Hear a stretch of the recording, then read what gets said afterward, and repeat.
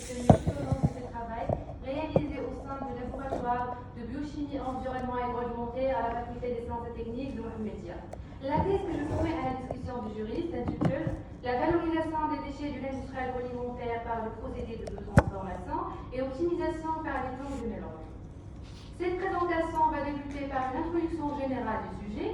Ensuite, nous allons définir la problématique et présenter les objectifs. Par la suite, nous allons entamer une synthèse bibliographique, présenter la méthodologie utilisée, matériel et méthodes, résultats, discussions et avant de conclure, de définir les perspectives de ce travail. En 2008, le Maroc s'est doté d'un programme de développement agricole qui est le plan Maroc vert, ayant comme ambition de faire du secteur agricole un des moteurs de croissance socio-économique du pays. Cette stratégie a permis une transformation profonde du secteur agricole. En effet, elle a contribué à une augmentation du PIB agricole entre l'année 2008 et 2019. Et afin de combler quelques défaillances de cette stratégie, le plan Maroc vert a été consolidé par des objectifs du plan Génération Green 2020-2030.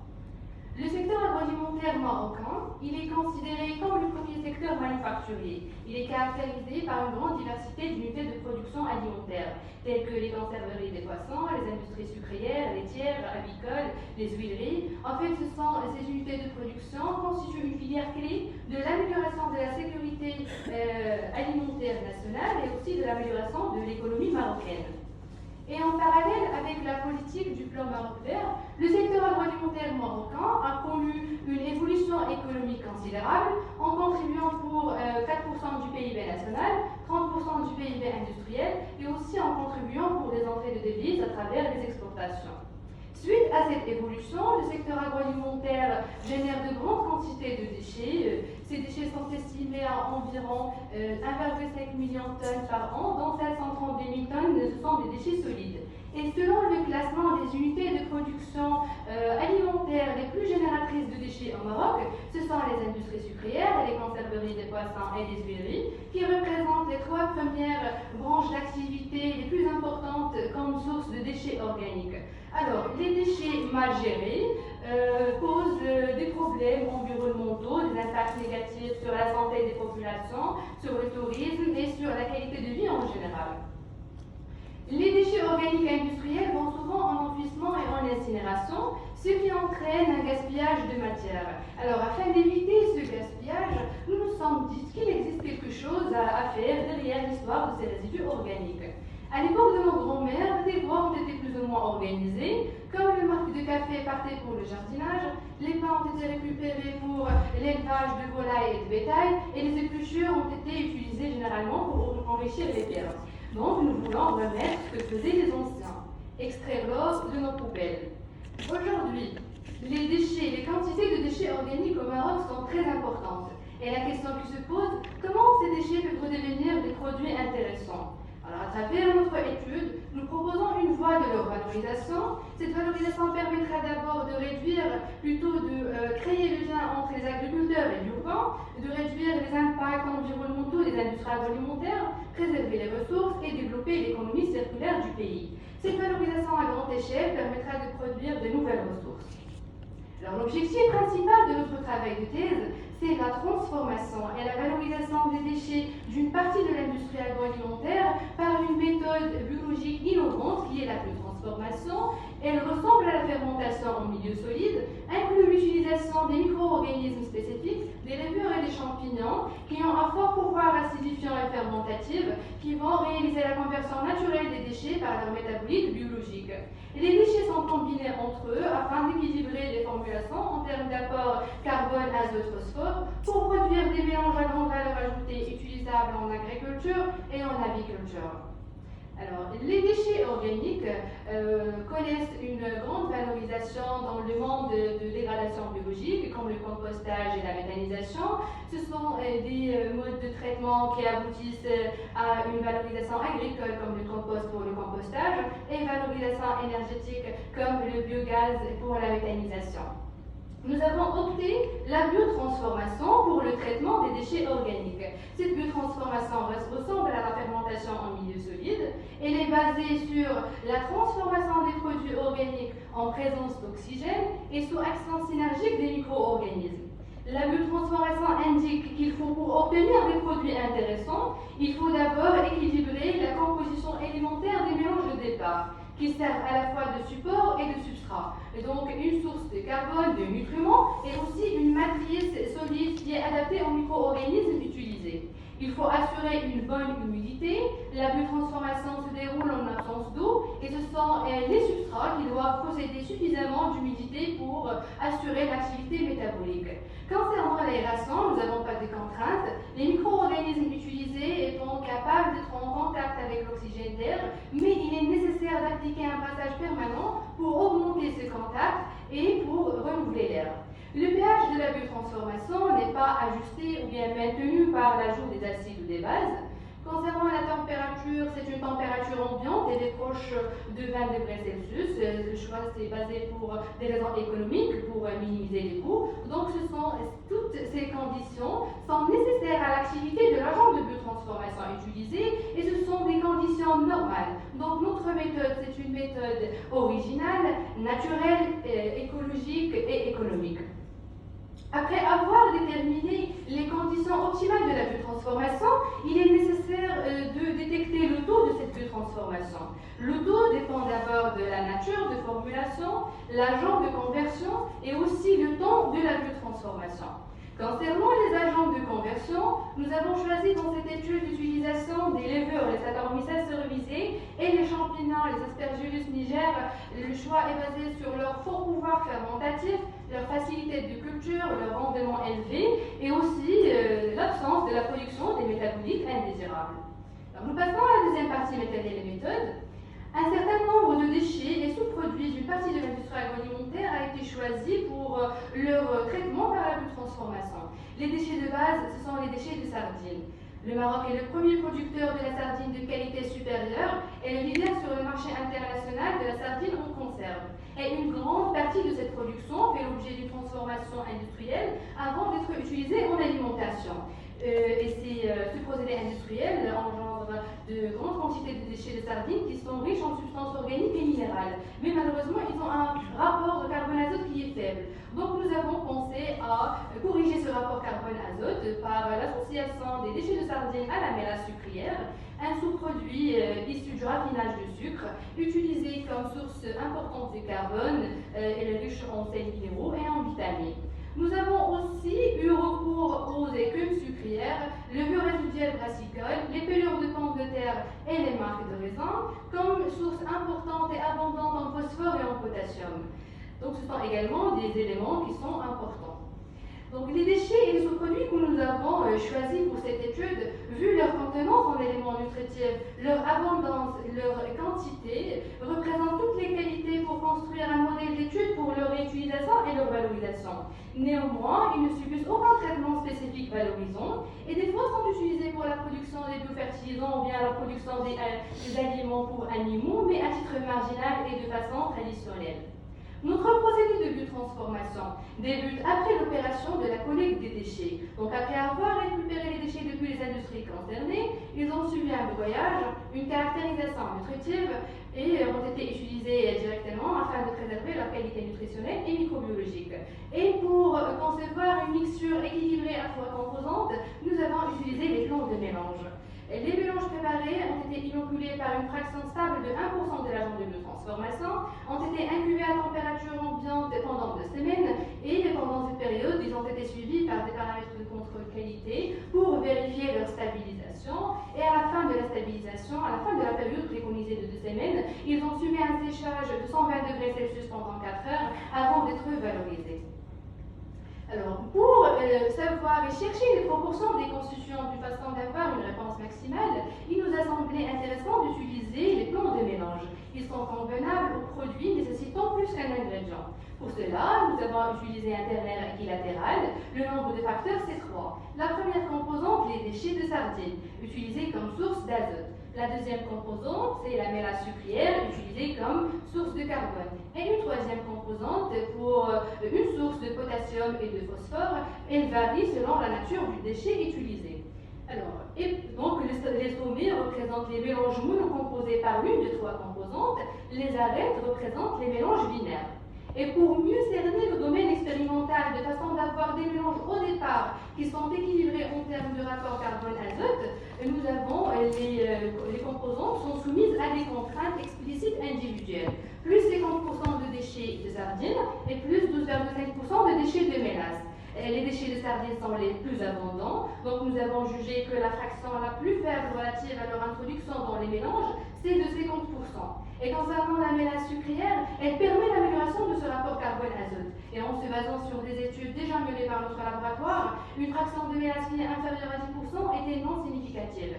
Donc la présence de ces deux contraintes a permis la production d'une géométrie qui est sous forme d'un simplex centroïde. C'est un modèle polynomial de deuxième degré qui sert à définir les sommets, milieu d'arête et le barycentre. Ce sont les points noirs, les 7 points expérimentaux. Donc notre plan, la création du plan de mélange, a permis d'avoir cette expérience distincte afin d'estimer l'effet de chaque facteur étudié et d'estimer l'effet de leur interaction. Et selon la nature de la troisième composante, le plan a permis de préparer 4 formulations.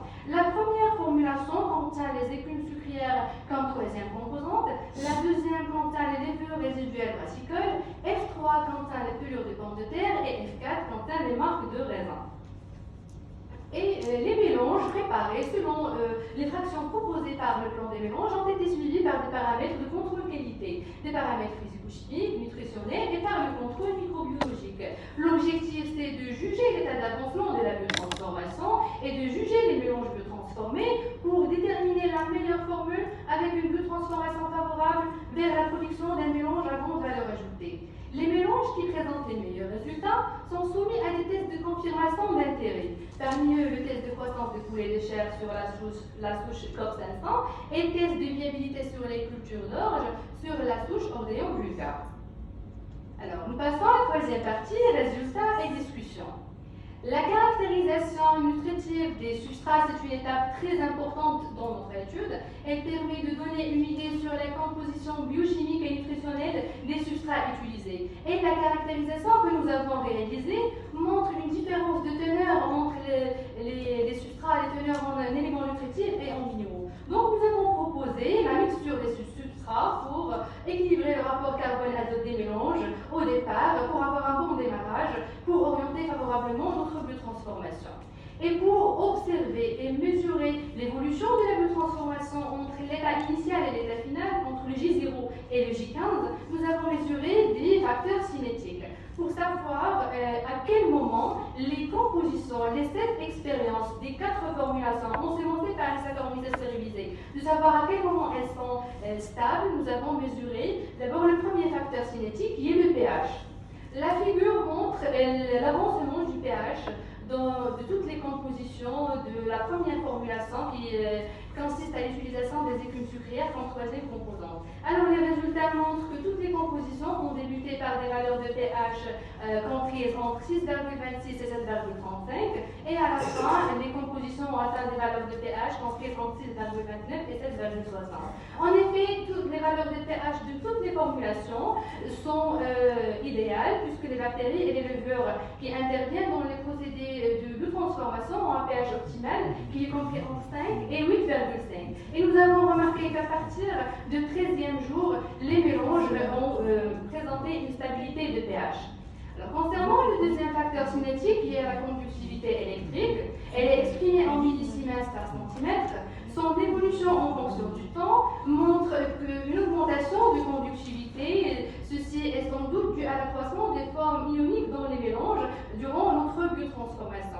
Et cela pour toutes les autres formulations. Et nous avons remarqué qu'à partir du 12e jour, les mélanges ont présenté une stabilité de conductivité électrique. Alors, concernant le troisième facteur cinétique qui est la température, nous avons remarqué que l'évolution de la température durant les 15 jours de biotransformation, la température évolue avec la température ambiante.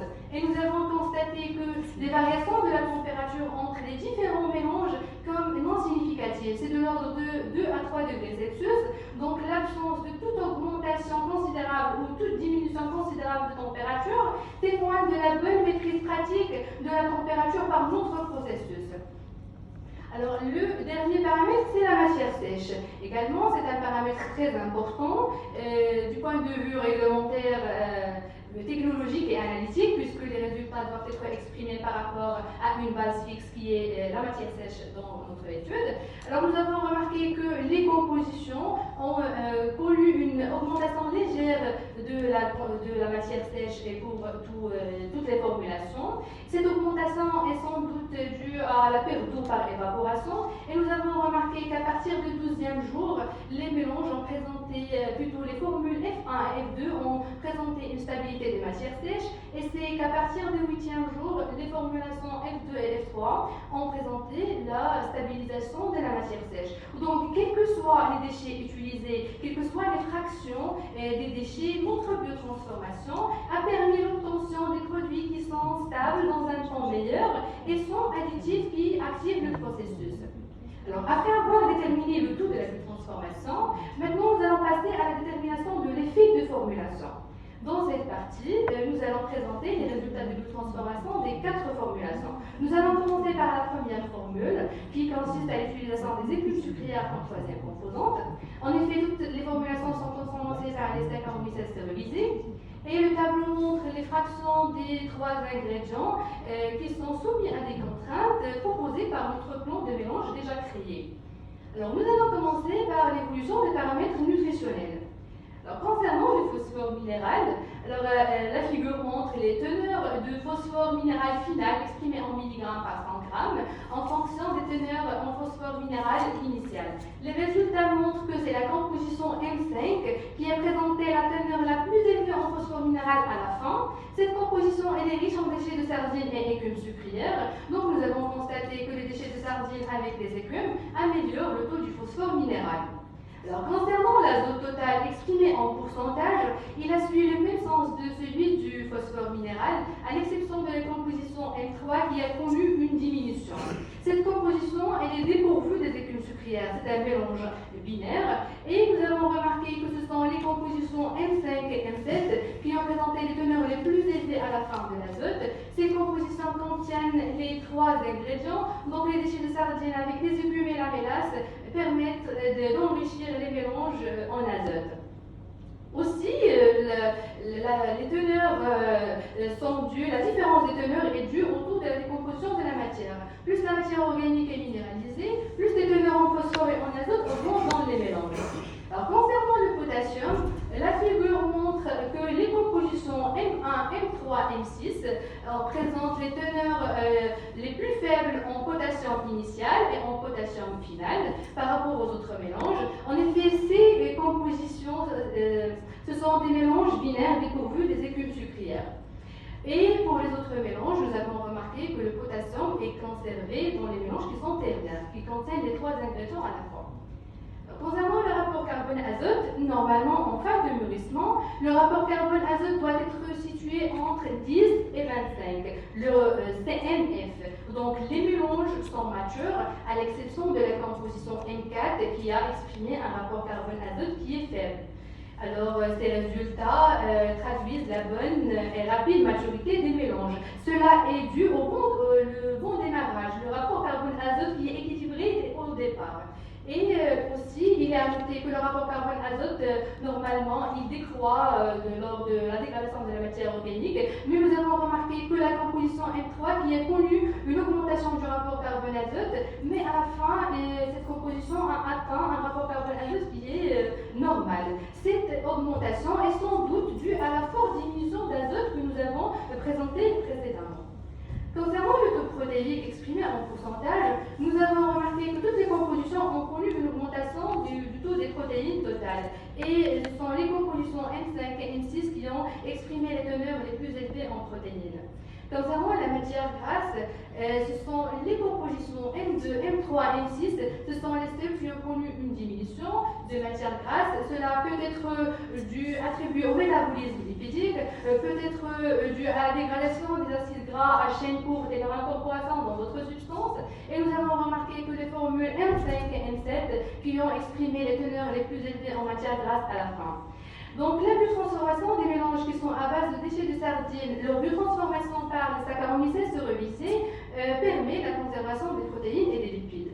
Concernant le sucre total, toutes les compositions ont connu une diminution du sucre entre le J0, le 8e jour et à la fin de la transformation. Cette diminution est due à l'activité métabolique des levures. Ils tolèrent bien les sucres simples comme la mélasse. Et nous avons remarqué que ce sont les formules F1 et M7 qui ont exprimé les teneurs les plus élevées au début et à la fin, puisque ces compositions sont riches en sous-produits sucriers. La composition M1 est riche en mélasse sucrière et la composition M7 est riche en légumes sucrières. Alors, concernant la triméthylamine, c'est une dérivée de l'ammoniac qui provient de la réduction de l'oxyde de la triméthylamine qui dégage une odeur de poisson pourri sous l'action des enzymes et des microbes sur les protéines de poisson. Et nous avons remarqué que les teneurs de la triméthylamine, au début et à la fin, ce sont des teneurs acceptables qui ne dépassent pas la valeur limite qui est 150 mg par 100 g. Donc, les mélanges sont propres à l'utilisation.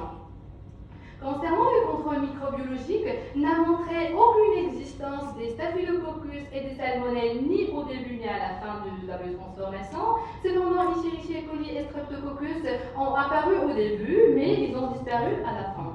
Donc, l'utilisation des levures comme agent de biotransformation ont permis l'élaboration des produits salubres et hygiéniques. Alors, nous avons réalisé une analyse en composantes principales pour s'assurer de nos constatations, que ce sont les compositions M5 et M7, ce sont les meilleures des compositions étudiées. Donc, nous avons réalisé une analyse en composantes principales qui est basée sur la condensation de plusieurs facteurs dans les composantes principales pour mieux visualiser la particularité des mélanges. Donc, nous avons remarqué que le plan factoriel qui est constitué de CP1 et CP2, avec presque 70% de la variation totale, montre la distinction de trois groupements. Le premier groupement, il est formé par les mélanges M2, M4, M5. Le deuxième groupement formé par les mélanges M1, M3, M6. Et un troisième groupement qui contient que la composition M7.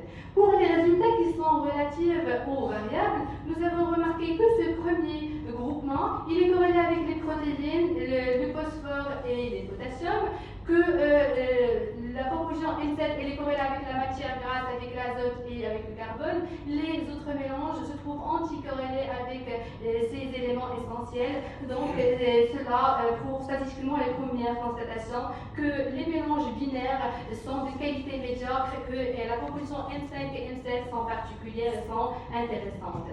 Alors, nous avons appliqué la méthodologie de surface de réponse dans le diagramme ternaire, dans notre domaine expérimental, pour déterminer les conditions idéales pour avoir un mélange intéressant. Donc, l'objectif, c'est d'estimer l'effet des facteurs sur les teneurs des éléments nutritifs. Et la surface de réponse montre des régions expérimentales qui sont différentes.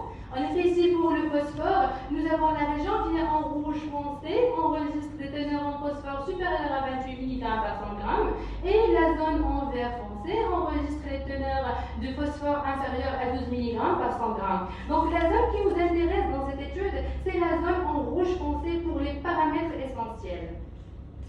Et pour avoir que le mélange élaboré soit utilisé comme biofertilisant, il doit avoir un bon taux en phosphore, en azote et en potassium. Et nous avons constaté qu'en combinant ces figures, c'est la zone qui est près de la composition M5 qui donne les conditions optimales pour ces paramètres, l'azote, le phosphore, le potassium, pour produire un biofertilisant. Et pour avoir un mélange utilisable dans l'alimentation agricole, il doit avoir gardé un bon taux en protéines, matières grasses et en sucre. Et nous avons remarqué également que c'est la zone qui est près de la composition M5 qui présente les teneurs les plus élevées en protéines, en matières grasses, mais faibles en sucre. Et que c'est la zone qui se situe entre la composition M1 et M7 qui présente les teneurs les plus élevées en sucre. Alors maintenant, nous allons passer à la biotransformation de la deuxième formulation qui consiste à l'évaluation des effets de levure résiduelle, brassicole, incorporés dans la biotransformation des déchets de poisson. Les résultats de la biotransformation après 15 jours, les résultats montrent que toutes les compositions sont matures avec un bon rapport carbone-azote à la fin, ainsi des teneurs de triméthylamine qui sont acceptables. Et nous avons remarqué que la composition M4 qui a présenté les teneurs les plus élevées à la fin en azote, potassium, matière grasse, et c'est la composition M5 qui a présenté les teneurs les plus élevées en phosphore, en protéines et en sucre. Ces deux compositions sont riches en levure résiduelle, et cette levure elle est considérée comme une importante source d'éléments nous avons réalisé l'analyse aux composants principales pour s'assurer effectivement que la composition M4 et M5 sont les meilleures, dont les résultats qui sont relatifs aux individus. Nous avons le premier groupement formé par M1 et M4. Ce groupement il est corrélé avec le potassium, l'azote, la matière grasse et le rapport carbone-azote. Nous avons la composition M5, elle est corrélée, donc le cercle de corrélation avec le sucre, protéines, phosphore. Et nous avons les autres mélanges de qualité médiocre, se trouvent anticorrélés aux projections axiales de ces éléments nutritifs. Et ceci prouve statistiquement les premières constatations. Nous allons passer maintenant à la troisième formulation qui consiste à l'évaluation des potentialités de pelure de pommes de terre combinées aux déchets de sardines. Nous avons remarqué que la formulation M4 qui a montré une meilleure évolution. Ce mélange il est riche en pelure de pommes de terre, donc la bonne évolution elle est en lien avec la fraction de pelure de pommes de terre ainsi qu'au rythme de la décomposition de la matière organique par la levure. Nous avons également remarqué que la composition M5 a présenté un rapport carbone-azote qui est très faible, ainsi qu'une teneur de triméthylamine très élevée, 0,58%. Une telle teneur est considérée comme un signe d'altération. Et effectivement, cette composition a montré des signes d'altération à la présence des vers et aussi une odeur de pourriture s'est développée dans ce mélange. Alors, pour l'analyse statistique des données, nous avons réalisé cette analyse en fonction de la voie de valorisation. Pour la valorisation en agriculture, on s'est intéressé au phosphore, potassium et l'azote. Et nous avons remarqué que la composition M4 est corrélée avec le phosphore et le potassium et que c'est les pelures de pommes de terre qui ont contribué à l'augmentation du phosphore dans la composition M4. Et nous avons remarqué que la composition M3 elle est corrélée avec l'azote et ce sont les déchets de sardines qui ont contribué à l'augmentation d'azote dans la composition M3.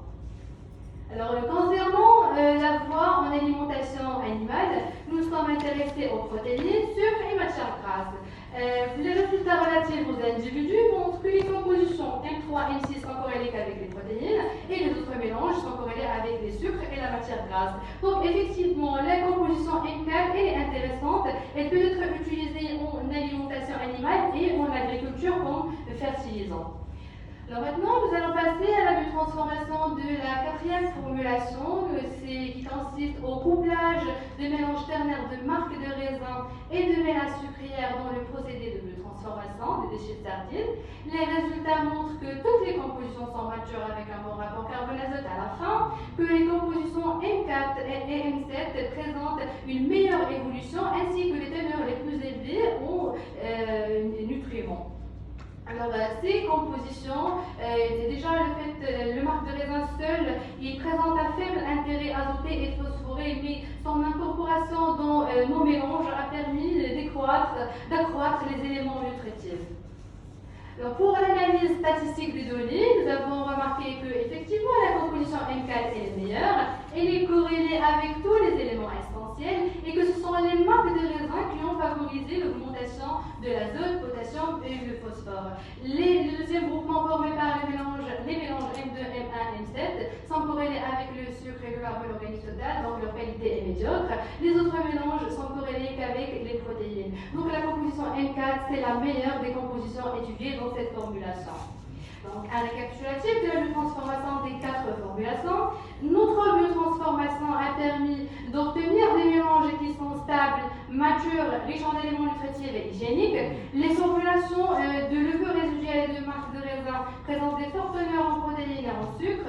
Les Saccharomyces stérilisés avec la mélasse sucrière ont permis une bonne minéralisation et nitrification. Les mélanges ternaires ont exprimé des résultats supérieurs par rapport aux mélanges binaires en termes de taux d'azote, phosphore, potassium et rapport carbone-azote. Alors maintenant, nous allons passer à la détermination de l'agent de conversion. Donc l'effet additif microbiologique acidifiant sur la biotransformation.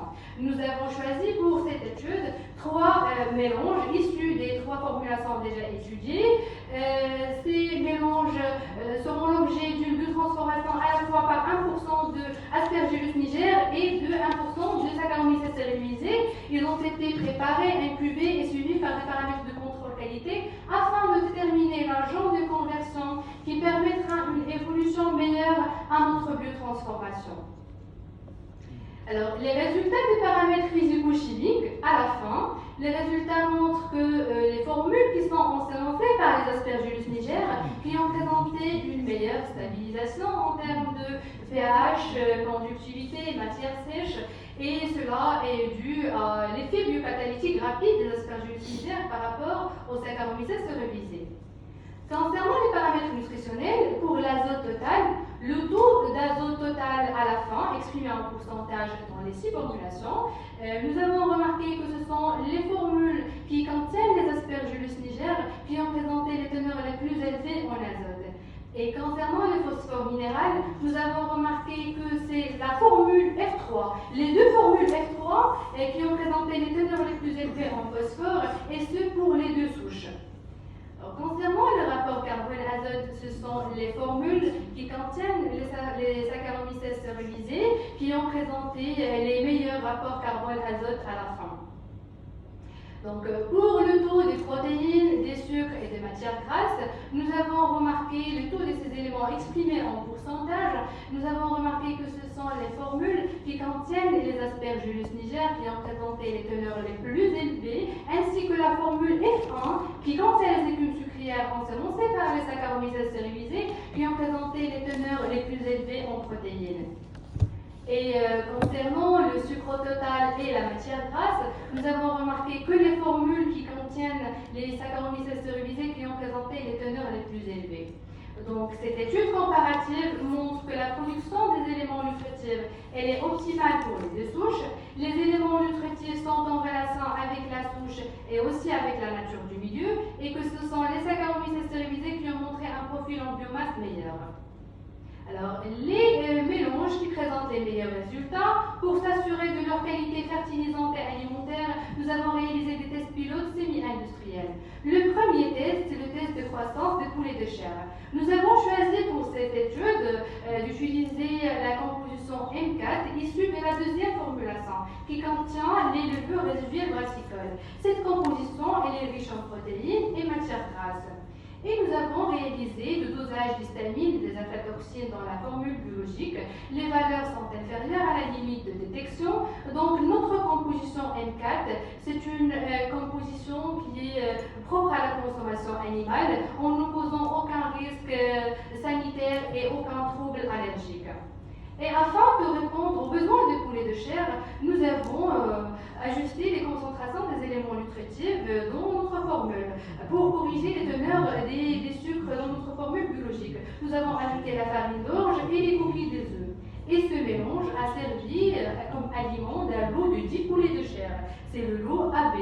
Et nous avons utilisé un lot AC pour un lot témoin qui est nourri par l'aliment commercial qui est normalement destiné à l'alimentation de volailles. Alors, concernant les résultats de l'ébullition du poids corporel des poulets de chair des deux séries pendant les 2 semaines, la figure montre le poids corporel de poulet exprimé en grammes pendant les 15 jours du test.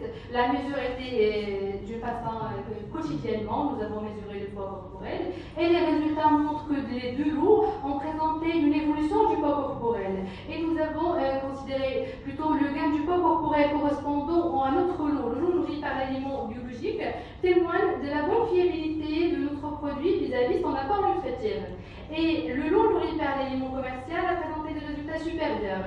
Cela est dû à le procédé industriel, l'ajout des adjuvants, l'ajout des appétissants, des vitamines et aussi la texture du produit qui est sous forme de granules. Par contre, notre produit prend la forme d'une poudre. Et donc, la forme de granules elle est adaptée à la cavité buccale des poulets de chair qui sont en phase de croissance.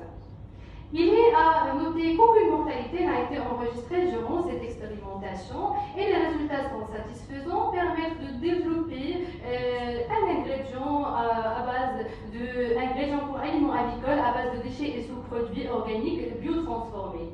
Alors, le deuxième test pilote semi-industriel, c'est le test de viabilité sur les cultures d'orge. Nous avons choisi 4 mélanges issus des 4 formulations ensemencées par les Saccharomyces cerevisiae, puisqu'ils ont présenté un bon rapport carbone-azote. Et nous avons comparé l'effet fertilisant de nos formules biologiques par un fertilisant commercial. Nous avons réalisé un test de germination. Les résultats montrent que les formules biologiques n'ont pas d'effet inhibiteur sur la germination d'orge et que les formules ont atteint des indices de germination qui sont supérieurs à celui du fertilisant commercial. Alors, concernant le test de culture sous-sol, nous avons utilisé un sol de bonne qualité suite à la caractérisation nutritive que nous avons réalisée. Nous avons ajouté une fraction de 0,054 g de biofertilisant. C'est équivalent à 150 g par hectare, une dose minimale recommandée par la FAO. Et le test de fertilisation sous-sol pendant 21 jours montre que les formules biologiques ont induit une croissance d'orge essentiellement au niveau des tiges et des racines, et que ce sont les formulations F1 et F3 qui ont présenté les meilleurs résultats, même par rapport au fertilisant commercial, et que ce sont les formules F2 et F4 qui ont présenté les résultats meilleurs au niveau des racines, mais faibles au niveau des tiges. Ces résultats sont dus au bon rapport carbone-azote, donc nos formules ont pu libérer les éléments nutritifs et les mettre à la disposition des plantes. Et aussi, c'est dû au respect des exigences de la culture d'orge. Donc, les résultats sont satisfaisants et permettent de développer facilement des biofertilisants qui sont à base de déchets organiques biotransformés. Alors, pour conclure, afin de réduire le volume des déchets des industries agroalimentaires, nous avons proposé une voie de leur valorisation par biotransformation. Cette biotransformation a débuté après l'opération de la collecte, le transport, le broyage et la caractérisation des déchets.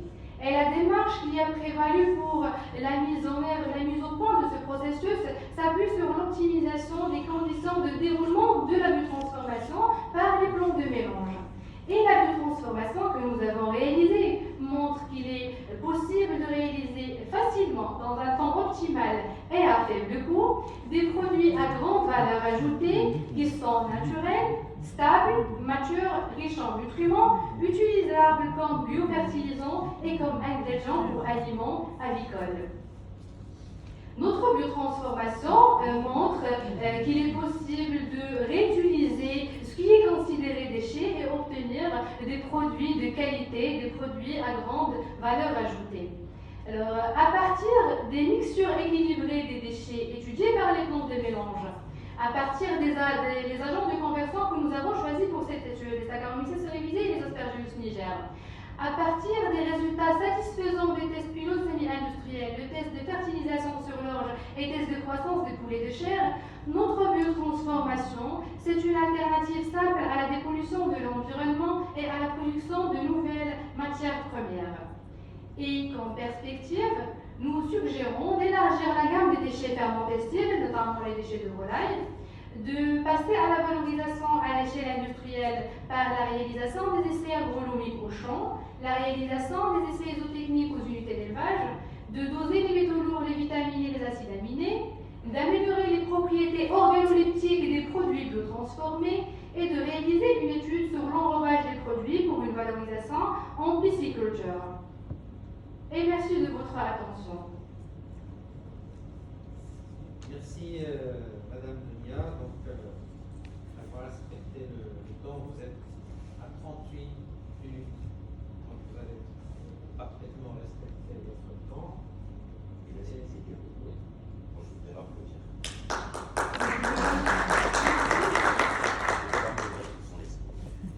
Merci beaucoup. Merci. Donc, c'est ce que j'allais dire, d'aller vous féliciter pour votre exposé. Donc, M. Grise, je pensais sincèrement pour la fluidité de cet exposé. Donc, sans tarder, donc, je ne vais pas prendre la parole. Je passe la parole au premier rapporteur, professeur Bilal Saïd. Merci à vous la parole. شكرا أستاذي الأستاذ عزيز. Madame Dunia Al-Khl, comme mes collègues, donc je tiens à vous féliciter sur vos capacités oratoires, puisque vous avez maîtrisé l'exposé, avec un bon français, avec sans stress, sans rien. C'est une valeur ajoutée. Non, étudiante. Oui, je suis étudiante. Ah, je tiens à le Elle est préciser. assistante de la voix. غير باش نقول بان quand même je croyais que vous avez une expérience oratoire في la classe ولا شي حاجه mais donc vos qualités pédagogiques sont donc à signaler et à prendre en compte au niveau donc de jugement de ce travail. Vous m'avez donné l'occasion donc de rencontrer des collègues, des amis donc que je connaissais déjà, donc on se connaissait, donc c'est l'occasion de le revoir encore. Et je tiens à féliciter donc vos encadrants, les co-encadrants, pour la qualité du travail, puisque vous étiez entre de bonnes mains. Ça va, je connais beaucoup d'encadrants et donc je sais qu'ils n'ont ménagé aucun effort pour que le travail soit à la hauteur de la renommée des au laboratoire des Cependant, comme donc tout travail, ça nécessite donc ça soulève des questions, mais c'est plus des questions pour les perspectives que d'aller voir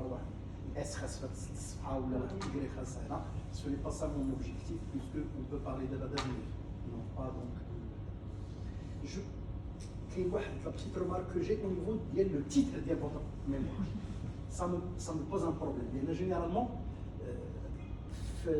soit les moteurs de recherche, soit là où on trouve, si on fait une recherche sur le titre, et à partir du titre, soit ça va nous conduire à lire encore plus, là, ça ne m'intéresse pas. Le problème, c'est qu'il faut que vous réfléchissiez avec vos encadrants à tête reposée pour trouver un titre qui reflète le contenu de mémoire. C'est vrai que dans le mémoire, il y a énormément de choses. Quand on dit valorisation des déchets, quels déchets? Industrie alimentaire, quelle industrie alimentaire? Procédé de biotransformation et optimisation des plans de mélange. Avec beaucoup d'éléments, il faut essayer de réfléchir pour que il agit chez les Brites, le titre fait 10 ديال السطور déchets industrie alimentaire, industrie sucrière, industrie halieutique, industrie essayer de réfléchir pour que est-ce que c'est possible de revoir le titre pour qu'il reflète quitte كاع باش تسمحي بشي حوايج لان les plans d'expérience biotransformation déchets عند كامل هادو واخا تسمحي مثلا في بلان ميلونج est-ce que vraiment ça vaut le coup إلا جينا نقولوا اش من déchets إلا جينا نقارنوا citer le nom des déchets et le plan de mélange lequel on enlève. Si les déchets ou les plans de mélange, donc vous devez voir avec vos encadrants pour essayer de voir est-ce que le titre vaut la peine d'être changé. واحدة question اللي ضربتني الصباح من عقلي الله يخليك جاوبني بصراحة. Vous avez évité d'utiliser واحد le terme. وبغيت تقولي لي علاش peut-être s'il y a différence. Le mot compostage. transformation وهذه الكلمه ما حاولتي تفاديها au maximum. Oui, parce qu'il ne s'agit pas du compostage. Le compostage est caractérisé par deux phases d'abord, une phase thermophile et une phase de maturation. Dans notre cas, nous n'avons pas la phase thermophile. Alors, la biotransformation s'est déroulée dans des températures ambiantes. Et nous n'avons pas utilisé des réacteurs avec un système de chauffage. Quelle est la différence entre les deux? Compostage ou biotransformation et Alors le compostage, il se déroule pendant une durée très longue. Il est caractérisé par la présence des micro-organismes thermophiles pour augmenter la dégradation de la matière organique.